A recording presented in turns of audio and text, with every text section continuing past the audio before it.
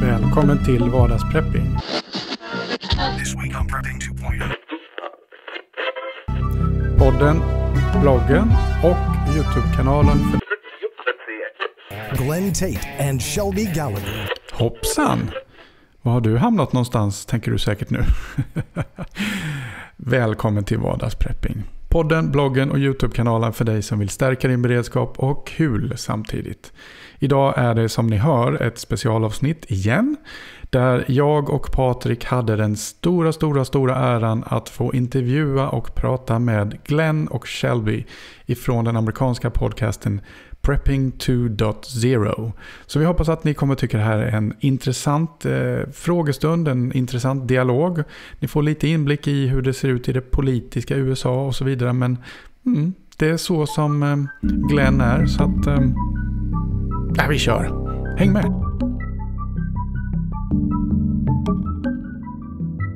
All right. Maybe you just want to dive into it. We prepared a lot of questions for you, but you haven't seen them yet. Good. That makes it more fresh and fun. Yeah. So, but first of all, we're very happy to have you here. We're actually quite honored to have such influencers in prepping as you on our show. Well, we're happy to be on your show. As I was telling you off air, this is our first international show, and I think that's really neat. This prepping thing is not localized to Western United States. It's a worldwide thing. People like to survive all over the world. So yeah, that's a good thing with surviving, that you actually survive. So let's start just by if there are any of the listeners to our show, they might not. Well, we've already recommended people from Sweden to listen to your show, but if someone hasn't listened to Prepping 2.0, can you please tell us a little bit about yourselves? Shelby, take it away. Ladies first. Well, very good. I'm married to Glen Tate. I am Shelby Gallagher. We started... I need some more coffee. Sorry, everybody. We started Prepping 2.0 coming up now on 2 years ago. We're both dystopian authors. We've both written book series that were meant to be fiction, but here in America, if you read them now, you think, wow, that was yesterday's or today's headlines. And they were very predictive, and they were somewhat intentional to be that. But on the other hand, at least I can speak for myself, my books, I simply took the groundwork I saw in front of me and took it to a very fictionalized extreme degree, not realizing again 4 years later that it would be on our headlines. So both Glen and I have been preppers for a long time, and we realized about 2 years ago, more Glen, I'm going to give him credit for that, we should start a podcast. And part of the podcast is prepping, but not just prepping to survive for a day or two, or prepping to just make sure you have enough food, but prepping 2.0, doing it better so that if you do survive something, hopefully you do survive something, you can live and thrive, and you can be strategically in a good place where you can be a help, you can help others, you can be part of whatever recovery or aftermath happens, and not just be in the woods with a fire starter, so it's been a lot of fun to do, and I hope I got it all. Did I miss anything there, Glen? Oh, not really. That is the genesis of the show. It started off with us being book authors. I wrote the 299 Days series, and Shelby wrote the series A Great State, and that's how we met. She sent me the manuscript to her book, and it was so funny. She said, you probably get a lot of these, and this is probably no good, but if you have like 5 seconds, you might look at it, but you don't have to. It was really funny. And I read it, and it was absolutely spectacular. And so then I became her literary agent, and then we got married. I mean, there's a lot of steps in between, but that's basically that's what the happened. Summary. It took a lot longer. Yeah. And the name Prepping 2.0 for the show is very intentional, and there's a lot of meaning in that. And Shelby hit on it, but I wanted to expand on it. Prepping 1.0 is what everybody ought to do. We never say, oh, you're a beginner, like we're somehow better than anybody. We've been beginners, and here's the cool thing: for approximately 10 years for both of us, we've been doing this, and we've made a lot of mistakes, and people can learn from our mistakes. And we love it. I mean, frequently on our show, we'll say, boy, we tried this, and man, that turned out terrible. So you guys don't do this because it's dumb. And we thought it was smart, and it's dumb.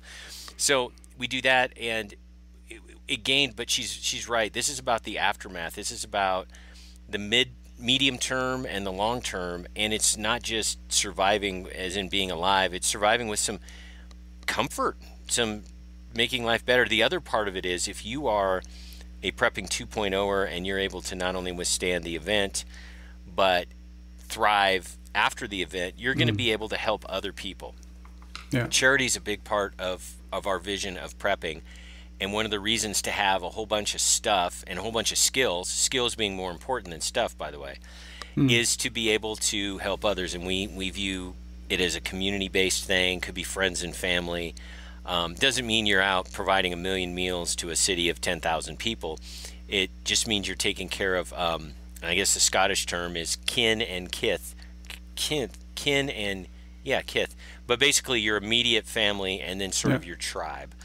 And I'm sure it's probably a Viking word, actually, when I think about it, given that Scotland got battered pretty hard by you guys a couple centuries ago. But that's basically prepping 2.0, and it's funny, a quick story about the genesis of the show. Shelby and I, she's embarrassed, because it's a funny story. So we're driving down the road before we had a podcast, and we would play this game called Live or Die. And we would look at people in cars next to us, and we would say, are they going to live or die in a collapse? And it had to be instant. You had to judge people. I know we're not supposed to judge people, but we would. That's the game. And we'd say, no, this guy's going to die, and here's why, or this guy's going to live, and here's why. And I said, this would be fun to do on a podcast. We should have a podcast. And it's like, well, we didn't do anything on it. And then we were on somebody else's podcast, Contra Radio, which is a great show to listen to. And in the break, the host said, hey, this podcast thing, the technology is very doable. It's very normal people can do it, and you guys should have a podcast. And we were like, oh yeah, that's a good idea. And now it's grown. The downloads have grown. It grows every week. The number of Patreon supporters, those are people that pay us between $2 a month and $20 a month, and they get all kinds of special access to additional shows and merchandise and tons of cool stuff. But it's been growing too, and we've been really, really surprised by it. We love it. We love recording days, our fun days. We love lining up guests. We love coming up with topics. She and I will be sitting there in bed, drinking coffee or something like that, and it's like, ooh, here, this would be a good topic. Let's do this. So it's become a really big part of our lives, and we're very, very happy that so many people seem to think that there's good information there. So that is the essence of the show and how it started.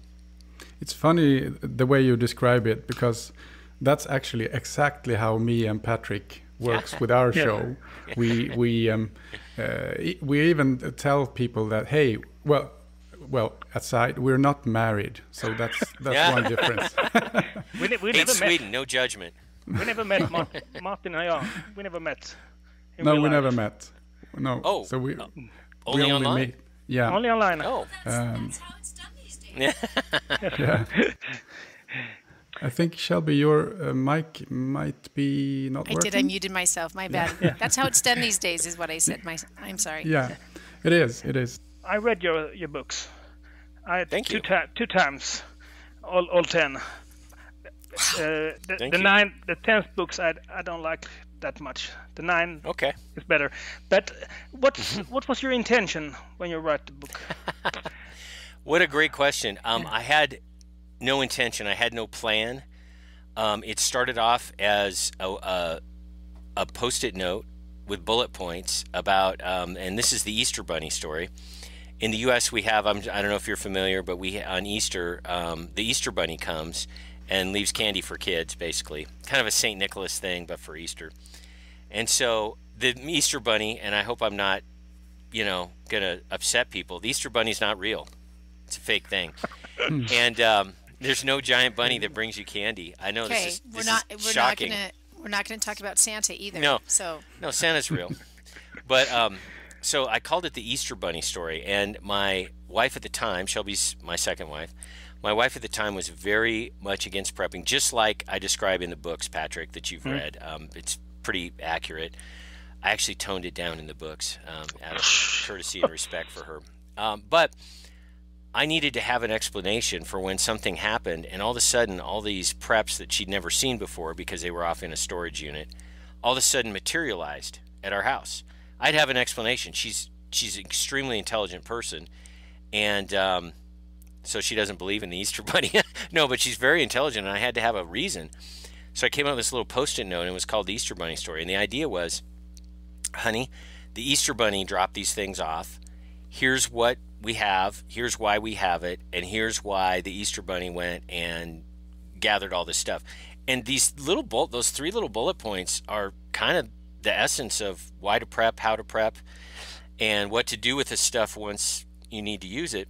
And so I expanded it into about a 1-page speech, because this is an important speech. Given the setting, there would be a collapse. I would be explaining to my then wife, who was very skeptical, very opposed to prepping. I had to make this stick, because she could have said, you're crazy, I don't know why you have all this tuna fish and all these guns, but you know, you need to leave, you're crazy. That could have been the outcome of the conversation. So I prepared for this speech a lot. Well, the 1 page started getting longer and longer, and then I thought, well, I'll just write a chapter. I don't even read fiction. I mean, I don't have time. I had no model to copy. I had no template. I had nothing to work from. That's why the writing, and I agree with people that say this. They say it's so different. It's because it's dialogue. The dialogue is conversations I had with my then wife or my friends. So I started writing this chapter, and then I realized it was the Easter Bunny speech, sort of in dialogue form. Then I realized, well, people need to understand why I'm like I am and why she's like she is, right? So then there were another couple of chapters, and then I couldn't stop writing. It took 2 or 3 years. I would get up at 3 in the morning and write, and then go to the gym and then go work.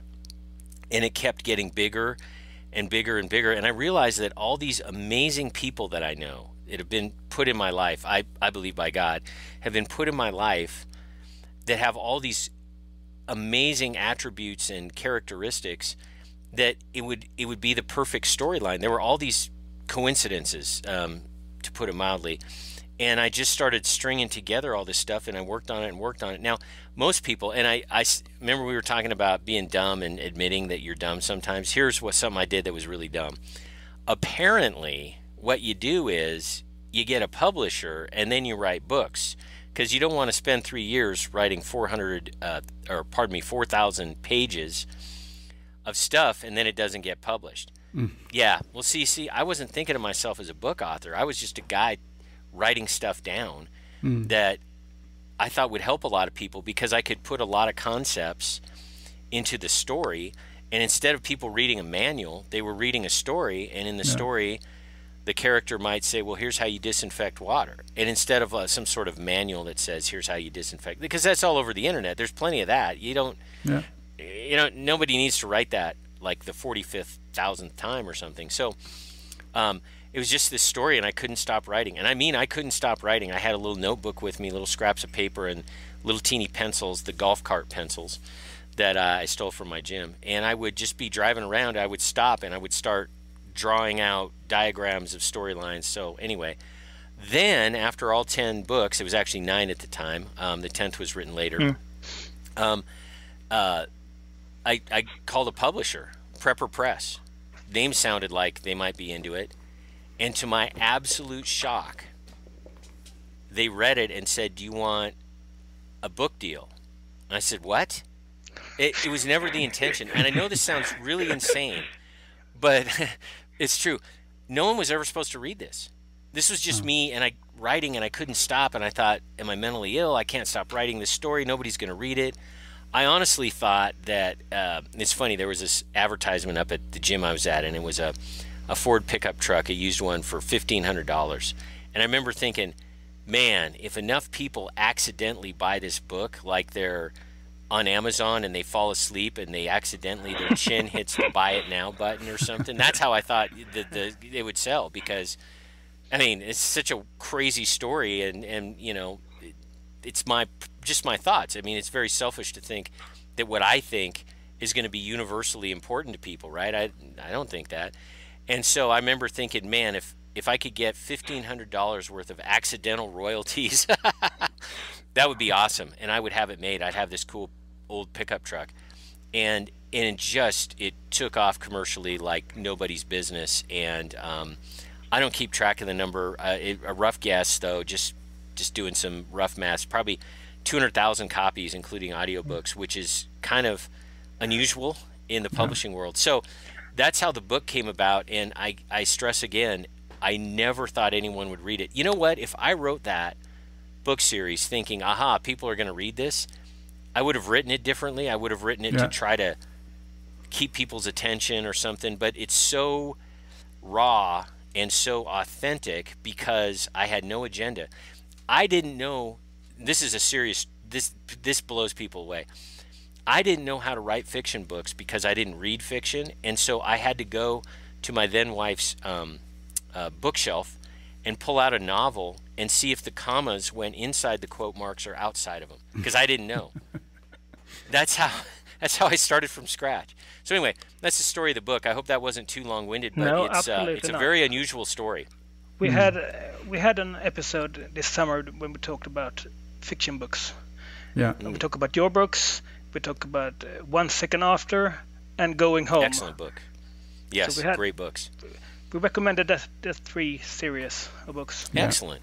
And Patrick made me read your first book. I'm the same as you, Glenn, so I don't have time to read fiction. Yeah. But I really like appreciate it as well. Thank you. I'm sorry, Shelby. I did not read yours. No. But I guess Patrick did. Not yet. Okay, there you go.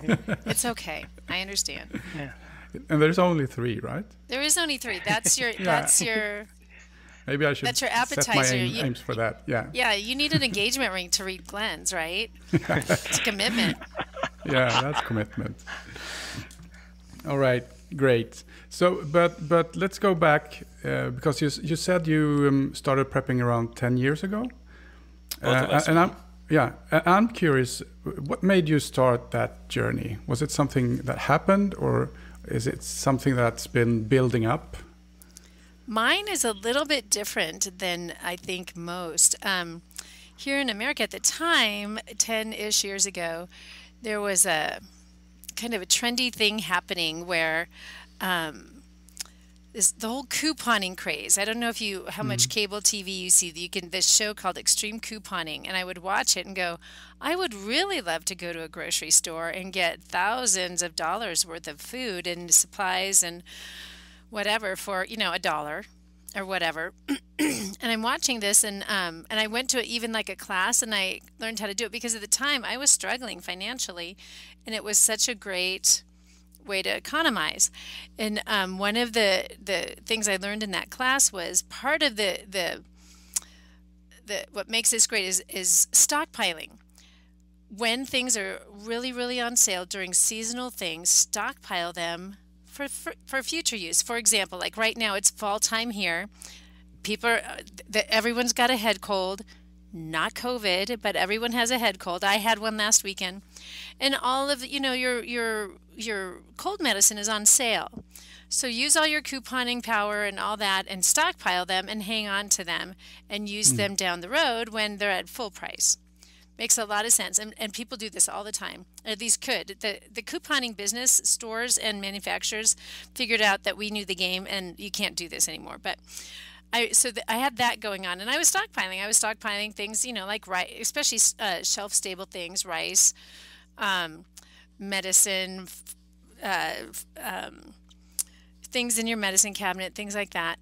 And I just remember thinking, this is kind of cool. And then I also realized how that marries really well into prepping, because what do you do when you prep is you're stockpiling, and you can do that very economically, and the two worlds should meet more. And so when you read my books, you will see that the character uses couponing and stockpiling to prep.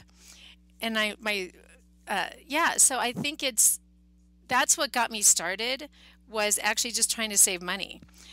and realizing how much that marries and actually makes it so not only am I economizing, I am preparing for a disaster and have emergency prepared. It was more emergency preparedness at the time, and it grew from there. So that's how I got started prepping. Now the book is a whole nother story, so I'll let you answer that or ask that question if you so desire.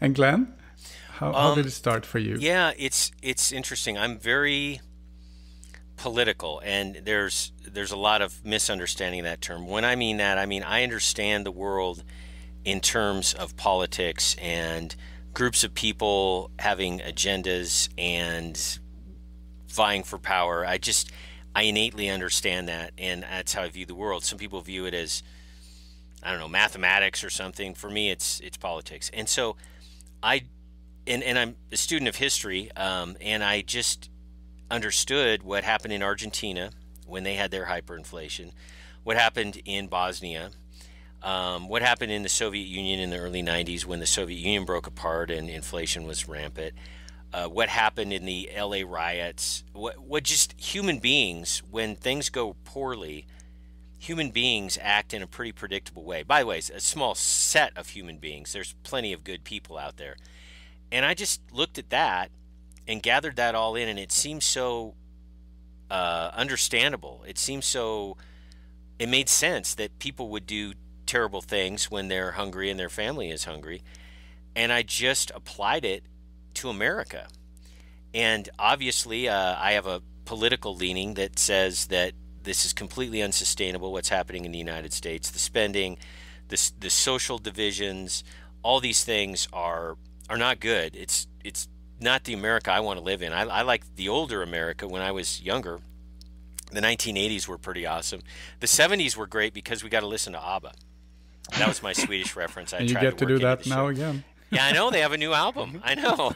We were just talking about that over coffee. Yeah, we were just talking about that today. But I realized it sounds like ABBA, but it's not that good.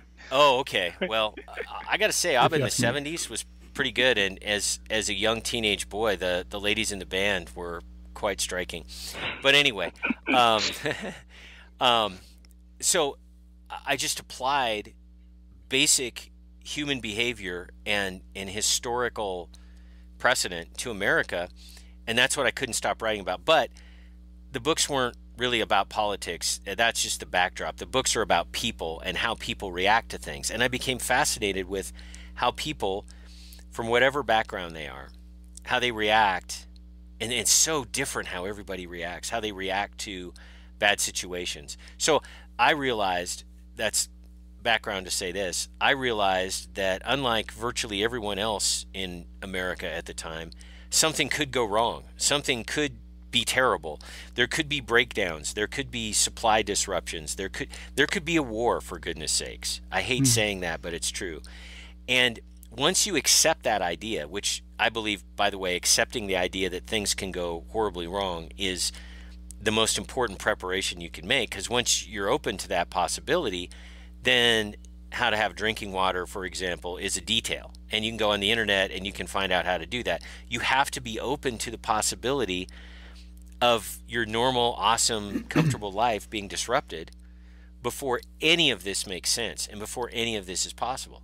So once I opened my mind to that, it just played out, and that's why I started preparing. Shelby was more of the functionally single mom, trying to stretch dollars and raise kids. I was at the other, I guess, end of the spectrum, the more stereotypical American end of the spectrum. Guns, a lot of guns, because I viewed breakdown of society and crime as a really big factor. So I started in on sort of the gun side and thinking about security. And then, of course, I realized pretty quickly, you have all the guns in the world, but if you're hungry, you're still going to die. So you need to start thinking about food and other things. So that's how I started. And I'll say this in conclusion on this question. It was very easy to be motivated to prepare for an impending disaster in the United States in, say, the early 2010s. The Obama administration was doing crazy things, which now look pretty harmless in comparison, by the way. They look pretty mild. So it was easy to see, Ferguson, for example, these terrible riots, race-based riots, which just just tragedy. All of that was happening, so it was easy to be motivated because you could look around and say, golly, this could be starting now. And that's how I started. I feel uncomfortable saying this because I don't want to sound like I'm bragging, but it was a very cerebral, very intellectual, very nuanced analysis of the United States and where it was heading. And that's not where everybody comes from. But a lot of people but they're smart still because they realize, example, right now in the United States, hamburger is 2 or 3 times what it used to be. And then they get it. So you don't need to have a PhD in history to be open to the idea of preparedness, but it helped me set out all the background, if you will, in the books about how this happened, because I needed to explain to people how I think it could be that neighbors would hate each other when they currently like each other. I had to have an answer for that, like, well, how could this happen? And that, of course, involves political and social stuff. But let's continue with the political stuff, I think. Because and this, I think you need to explain some things to our Swedish listeners, because in your podcast, when you started your move, I didn't know about, well, I knew about blue and red states, but I wasn't aware of the differences between them. But now, just before we started the show, I thought to myself, every state in the US is basically as big as Sweden. So I just tried like to compare that you have a lot of small countries, but yeah. So, and I guess that the people might be quite different in different states. But okay. So the first thing I did was that I had a look at natural disasters in these 2 states. The one you moved from and the one you're in now. And I don't know if my Googling is correct, but according to this, Montana seems safer. Did you take that into account, the natural disasters, or was it more political? Well, I'll answer that. That was a lot of questions. Oh no, that's it's okay. Great. It's a fabulous question, and it's good to kind of sort that out, because I would say for us, natural disasters was not a primary reason, but I'll give you an example of how it was a really important secondary one. So you're right. I don't know if I could explain to a European the state system of the United States and have you. I think it seems very. If I were in your shoes, it would seem very foreign to me as well, because it is in a lot of ways. And as a generality, they're very similar to 50 different little countries. But we have a federal system where we have another layer of government over that, and there's a lot of, especially right now, there's a lot of tension between states and the federal government, the Biden administration. So I'm going to let that just sit there and let that cook. So we found ourselves in a position where we need to decide who our king is going to be, because when you're in a blue state, you're under a governor who is very in line with the Biden administration, which for us is starting to feel very dangerous, and we're losing our country. So we then decided to move to a red state, which is Montana. So to compare, and I'll use the natural disaster example you gave. Both states, Washington, where we came from, and Montana, where we've landed, both have national forests, or land that is owned by the national government, the federal government. And the federal government has not been managing those lands very well, to the point where they are very when they catch on fire, and they just hot burn, and it's very disastrous, and it's very fast, and it's very hot. It's not a cleansing fire. It's not a cleaning out the weeds. They're scorched earth, literally. I've been to a fire area in eastern Oregon, which is just south of Washington, and it's like the surface of the moon.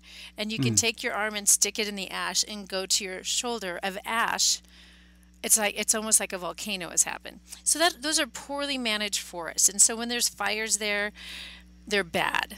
And you can Google and go talk to other experts that will tell you the federal government manages forests and lands poorly. However, in a red state, what you have is your governor that actually agrees with that treatise, and it says, no, we're going to push back on the federal government and make them manage their forests, hopefully.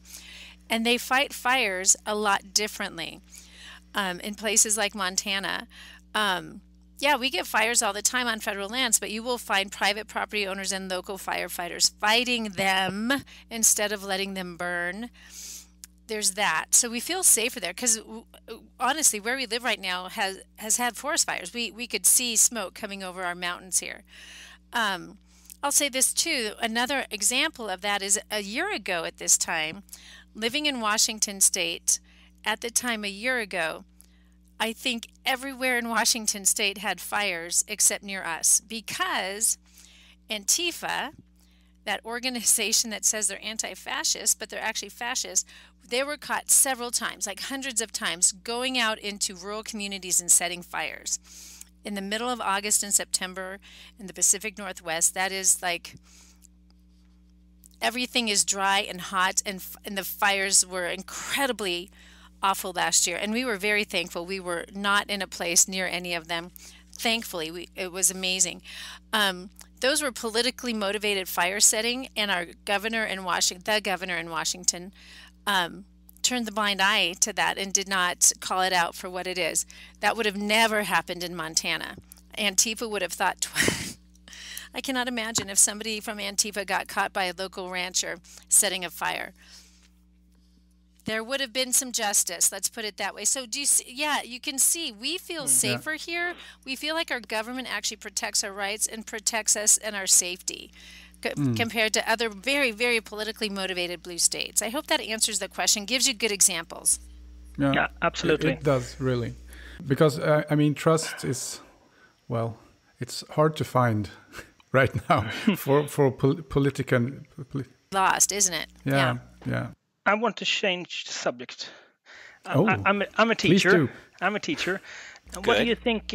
What should we, or how should we talk about prepping in school? What an excellent question. First of all, I have a lot of respect for the Swedish government. I think it was last year, a booklet was sent out to every household. It was an amazing thing to read. I was so proud of Sweden for, as a nation, saying, hey, stuff could break down, specifically the Russian army, and I think that's pretty much what the threat being discussed was, but I mean, it could be a variety of other ones. And the way the Swedish national government handled that and explained it to people was absolutely magnificent. I wish we had that in the United States. That would be fabulous. But to answer your question, I think that you have to take the fear out of prepping in order for it to be something, especially for kids, but for the general population to understand.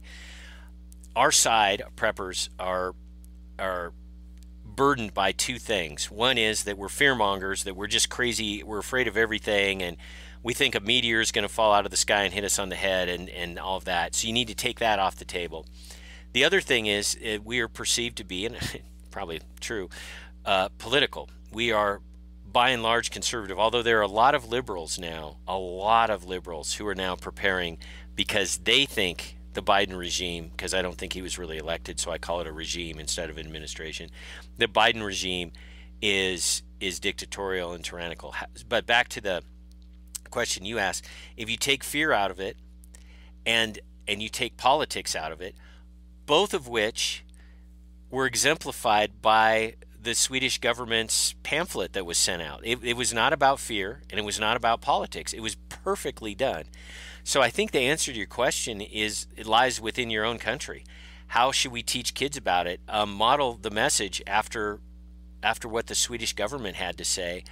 I especially liked in that pamphlet the part about if the news says that the King of Sweden, the royal family of Sweden, have left the country and have surrendered, don't believe it. I thought that was magnificent. That was fabulous. And but anyway, so that's the answer. I wish it were more commonly taught. You know what's interesting though, now that I think about it, this always happens, by the way, when we're on a show, whether Shelby and I are talking to each other or a guest asks us questions, I always figure stuff out for the first time, like right on the spot. So here we go.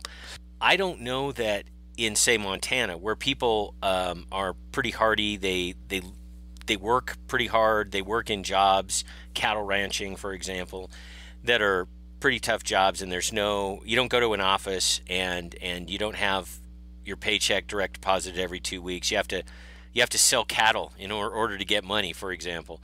But people here, it would be great if prepping, non-fear-based, non-political prepping was taught in schools. But I don't know that people here would need it as much as, say, in the blue states, because in the blue states, and let's take Seattle as an example, people, and I'm generalizing, but you have to when you talk about an entire city of millions of people, people are very dependent. They're dependent on going down, walking down, or taking the elevator, which requires electricity, from their high-rise condo and walking a block or two and going and getting some food at the food market. It's very European in the sense of it's no grocery stores, no space for grocery stores, so you sort of buy your food daily. Sort of, very, very European. There's nothing wrong with that, by the way. It's a pretty cool model. I mean, if it can be sustained. They're so dependent on the elevator working and the electricity, and they're not being snipers to shoot them, and they're being food at the market, and all of these food that requires diesel to bring it there, which requires trucks, which requires truck drivers, which requires safe highways. All this system of complex dependency. Folks like that need to have a class on basic prepping. People out here that if they get hungry, they just go shoot a cow and they know how to carve it up and cook it and they know how to wrap it and put it in the freezer, they need it less. And that's not to say that people in Montana should, ignore preparedness, but to make it through a Montana winter, by the way, this will be our first winter. We have not lived through a winter in Montana. It's probably akin to a winter in Sweden. But people here, just prepping is called making it through the winter. Having gas and having a snowplow and having extra food on hand if you can. It's called life out here.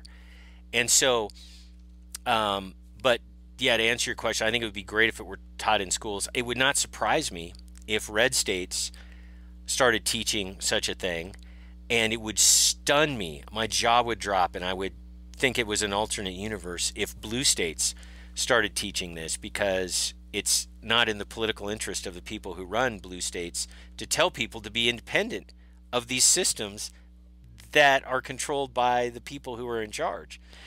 You don't want the slaves realizing they can have a little garden and take care of themselves. Then they might get crazy ideas like, hey, let's not be a slave.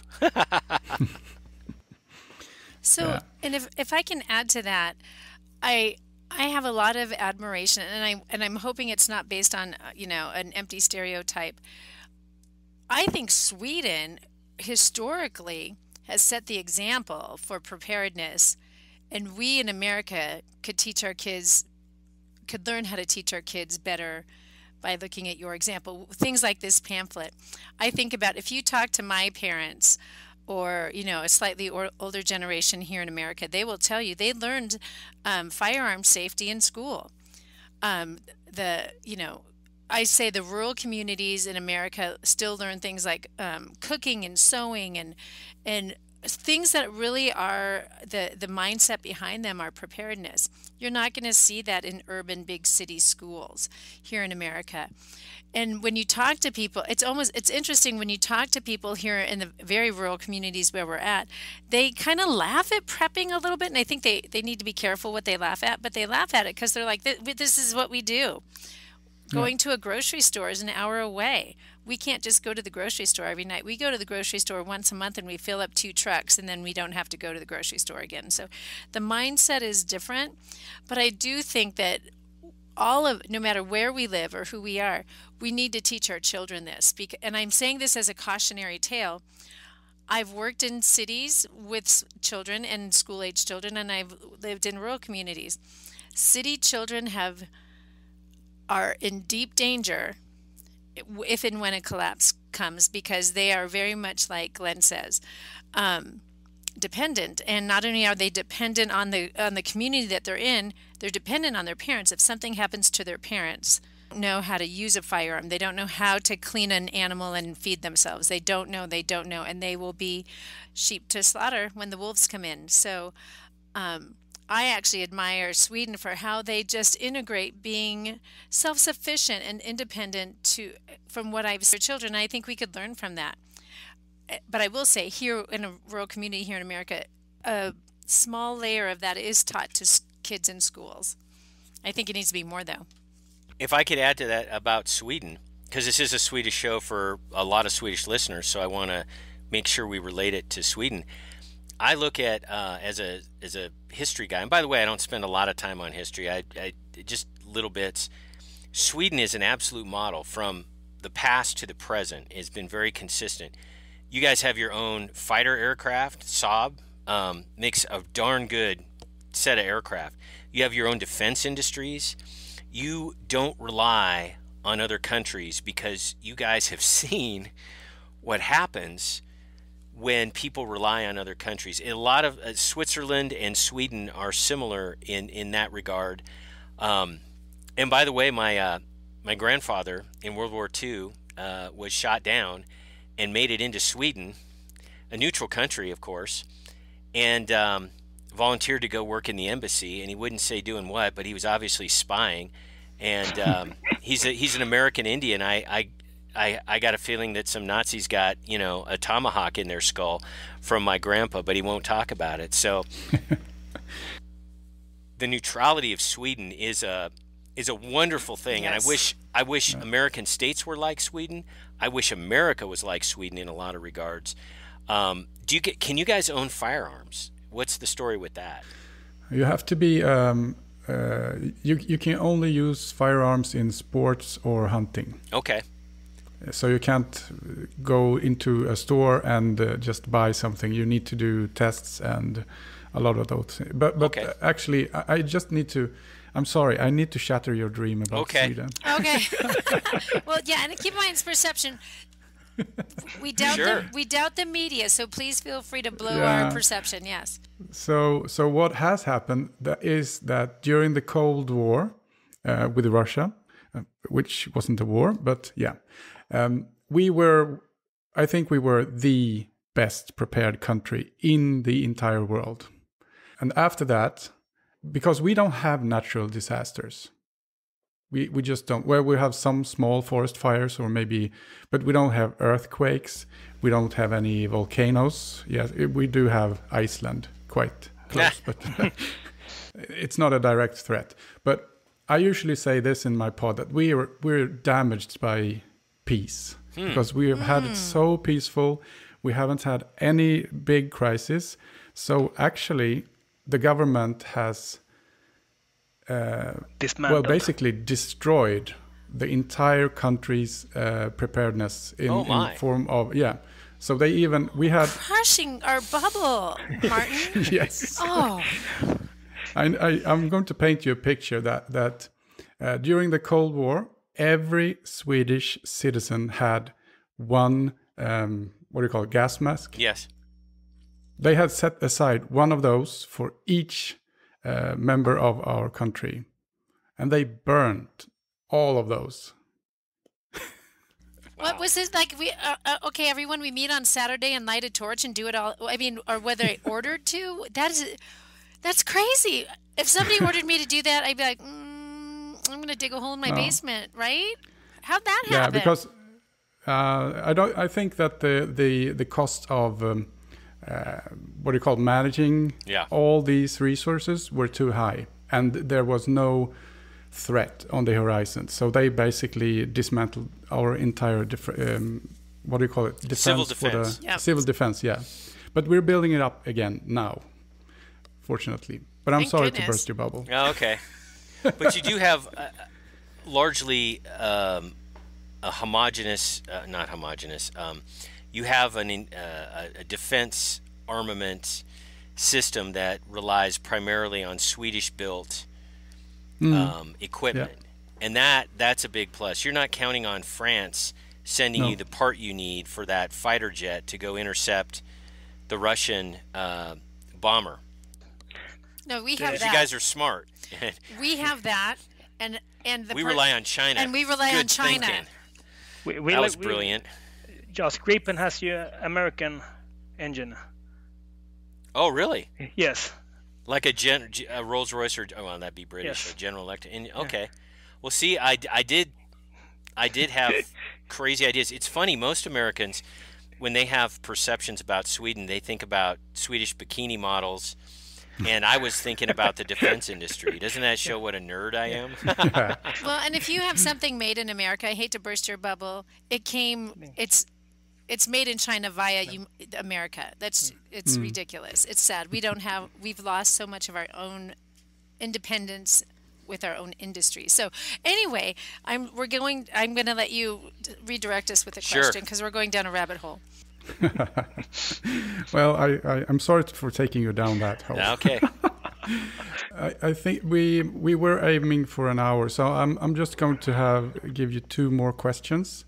Well, I have to do this. We call this the tormention of our guests, but I think you will not be tormented. Okay. So for every new guest to our show, we want them to grade their preparedness on a scale from 1 to 10. Fabulous question. So the grade starts with 1. Okay. That's where you're that guy you were talking about, Glenn, that always gets food from Uber Eats or a delivery company for food, and the most things they have in the fridge is a six pack of beer. So that's a 1. Okay. A 10 is someone that does not need the services from society. They basically, they're totally off grid, if I can use that word.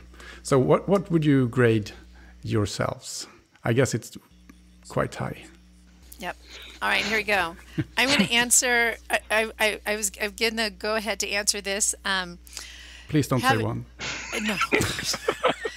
Here's what we have going for us. We just moved all of our stuff. Yeah. And it was shocking when you unpack it from the bunkers from whence they came. Yes. It's shocking. I'm gonna break it up into categories a little bit. In terms of food, boom, 10.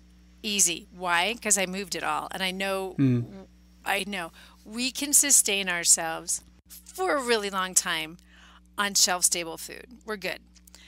And what I say on our show, and I'll say here as well, you cannot stash away enough to last you the rest of your lifetime. And we're not going to try, although it seems like we did after we unpacked it all. At some point in your preparedness, you need to start thinking about how to be sustainable, how to grow, create, do your own food, whether it be growing it, harvesting it, hunting it. Fishing, any of those skills. So it becomes down to your skills. So in terms of our ability to feed ourselves for a really long time, we're good.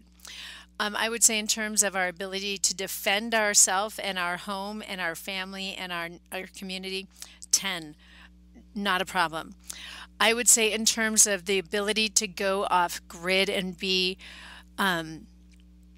untethered from the electrical grid, considering where we live now and the property that we will be living on, I'm going to say it was about a 1 or a 2 before.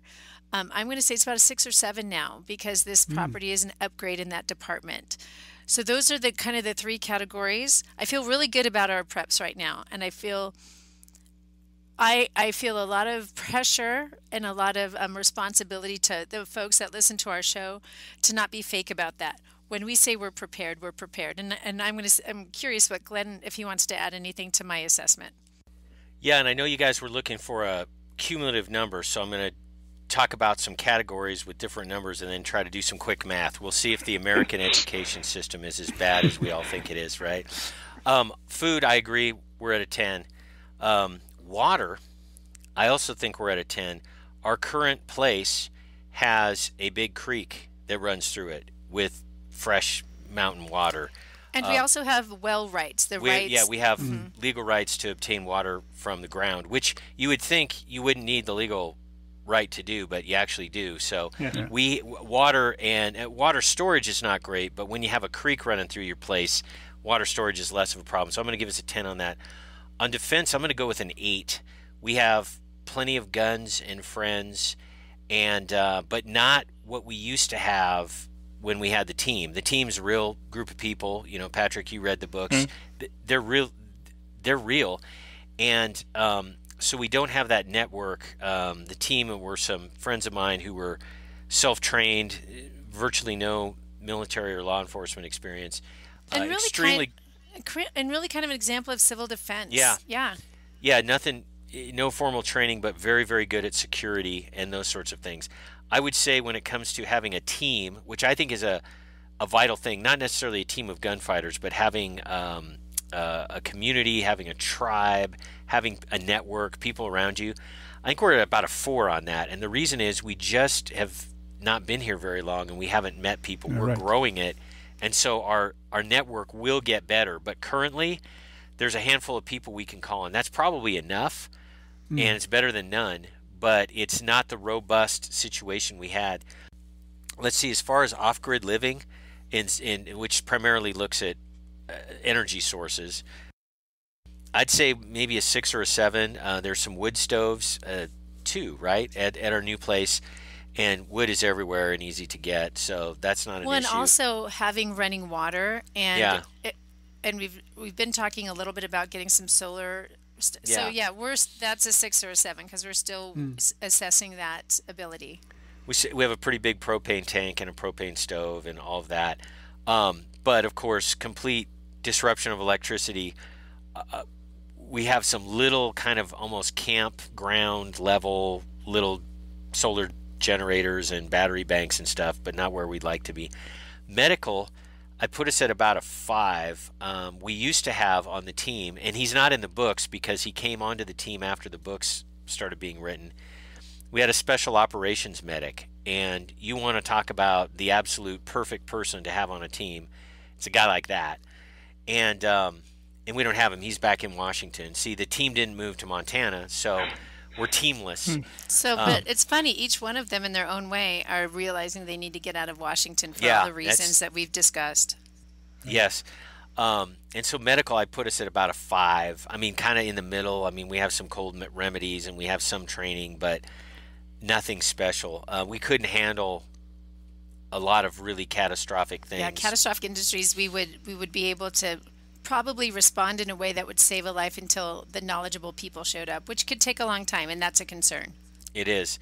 And then there's another category that probably a lot of people don't think of, and me being the political nerd that I am, I actually thought of. I'd call it, the category would be political. And by that I mean the people surrounding us in our community. Are they hostile? Do they hate people like Shelby and I who are conservatives and Christians?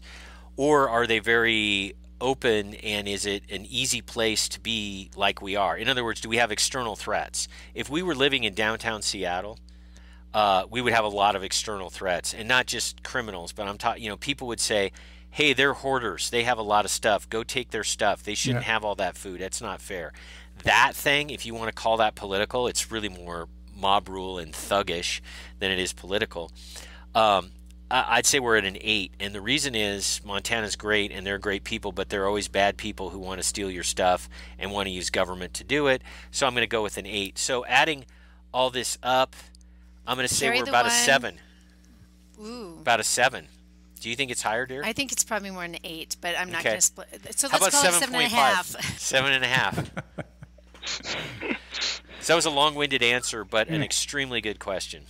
Yeah. But it's a good answer as well, because it shows how you actually think about all possibilities or everything you need to prep. So I think actually you might be according to our standards, you would be a bit higher. Oh, thank you. That feels good, because you work so hard at it, and you have such a critical eye on yourself, which I think you need to have. But on the other hand, it's nice to know that others think differently. Thank you.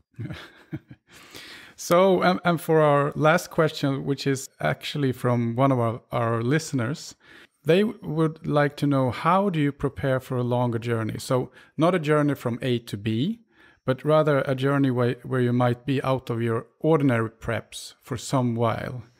What would you pack and how would you think? So are you talking about physically moving when you say a journey? Or do you mean no, I writing think it out? Like if you were, journeying out for a couple of months. Oh, okay. Outside of your original bugging habitat. Out, if you will. No, I don't think this is just no bugging out. Okay. But just if you had to relocate for a couple of months. Okay. I'm going to take this one, and then I'll let Please Glenn. do. I'm chomping at the bit here because Martin and Patrick, I encourage you to read my books because I discuss a version of this in my third book. How to plan for a long-term trip when you don't have transportation and to do it well. There's, again, my books series is called The Great States, and you're going to have to read the first two so you understand what's happening in the third book. There's a team of people that need to go on a long journey, and they don't have cars available to them. This is where, and you're going to need to plan a lot. So I'm just going to give you some bullet points. 1, create caches. First of all, you have to get in shape. I grew up in Colorado. I grew up in Colorado where I spent several summers backpacking. I encourage you to get in shape now, toughen your feet up, get all the blisters and start growing calluses, and start hiking and setting caches for yourself, putting stashes of food and supplies, specifically water treatment, into places out there on your journey that you know you're going to go on your journey. Think about ways to create heat and light, fire starters, and hand-generated flashlights and things like that. And I also use in my third book, and I did it. I have a very slight experience in my childhood with horses.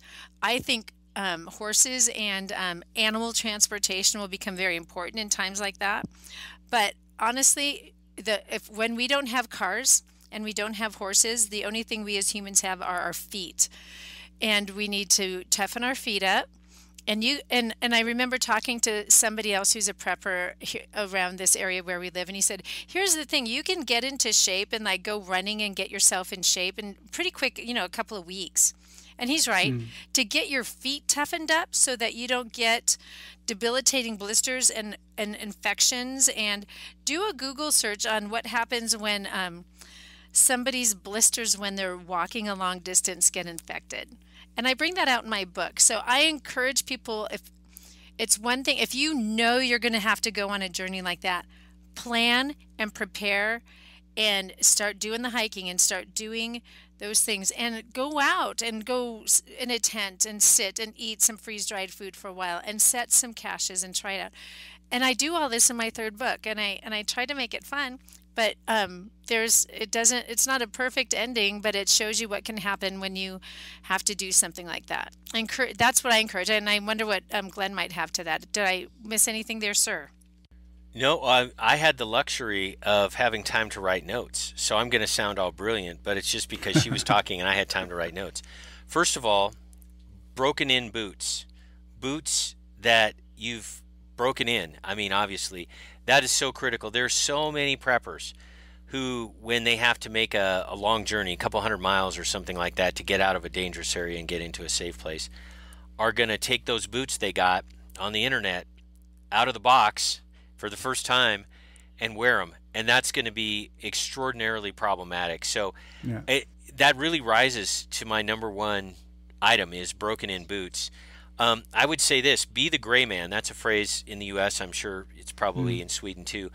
Blend in. Don't look obvious. If you're walking around in military gear with an AR-15 or an AK-47, you're drawing attention to yourself that you don't need. Now, be armed for sure.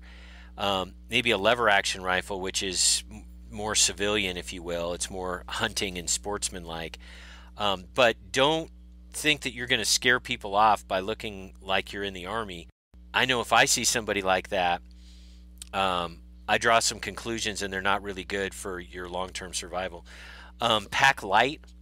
There's this tendency for, and I suffer from it too, to put everything you can in there, because like Shelby said about gardening and livestock, when she said you can't have all the food you're going to need for the rest of your life. You can't store it in, tuna fish cans, right?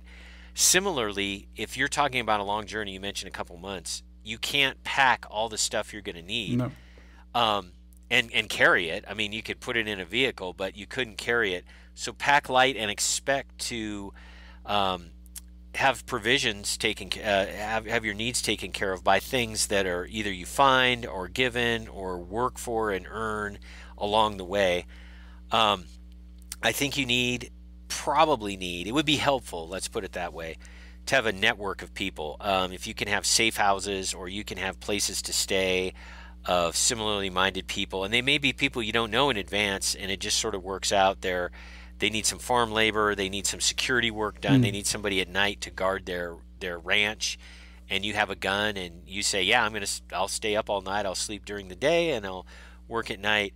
So a network would be very, very helpful. It's kind of hard to have one of those in advance, because if you say, well, I may need to go from where we are in Montana to somewhere in Idaho. I'm going to find people all along the way who are going to take care of me. That's hard to do in advance. But you need to think in terms of a network of people, and not think in terms of, I'm going to carry 700 pounds on my back, because that's what I need. And think about think about communications, because that was my next item. Yep, go ahead. I'll let you go. Because yeah, once that was you my set next out on item. a journey like that, that's it. You have to have communications, at least among the people in your traveling party. Somebody needs to go up ahead and see, hey, does this town, I mean, does it look bad? Do they have people hanging by ropes in a car across the road that says, like, do not enter, or like, BLM only, or white people only, or some place you want to avoid, right? So you've got to have very basic handheld comms. It would be neat to be able to keep in touch with the outside world, but that's not really something that you can pack on your back. You'll be getting your information from the houses that you stay in, is probably how that's going to work. So yeah, little comms among your party is critical. So those are some things that I would prepare for on a journey. Great. Thank you. I hope this answered our listeners' questions to satisfaction. Yes. All right. I think we'll wrap this up, because I have dinner waiting for me. Oh, well, we just ate breakfast where we are. Yeah, we're... But I just want to say thank you so much for attending this show. For me and Patrick, that are basically fans of yours, it's truly a really big honor to have you here. And maybe we can have another session sometime in the future, if you'd like. Sure, we'd love to have you on our show at some point too, because I think people would really get a lot out of hearing the differences in another country and the similarities. I think that would be fascinating. And we've done that before, but more with Canadians and people that are more American-centric. Canada's not even a foreign country. Come on. I think it would be really... It's basically America. I think it'd be really great to have you guys on our show as well. Yeah, you just say it when, and we'll be there. Awesome. Sure, you bet. Yes. Absolutely. Patrick, do you have anything Shelby, to say, I just ordered your books. Oh, good. Okay, good. So we'll have something to talk about next time, right? Yeah. Absolutely. I have to read it now.